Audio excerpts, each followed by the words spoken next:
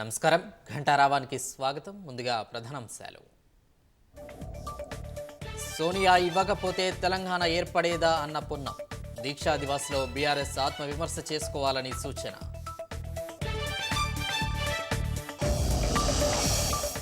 పట్నం నరేందర్ రెడ్డికి హైకోర్టులో ఊరట.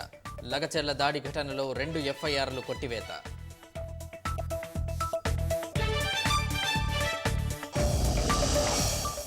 ఆసిఫాబాద్లో పులి దాడిలో యువతి మృతి. న్యాయం చేయాలంటూ అటవీ కార్యాలయంలో బంధువుల ఆందోళన.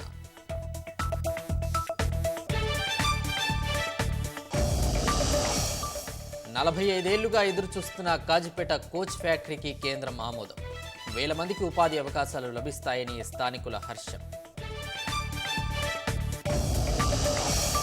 పార్లమెంటును కుదిపేస్తున్న అదానీ అంశం చర్చించాలని విపక్షాల డిమాండ్. ఉభయ సభలు వాయిదా.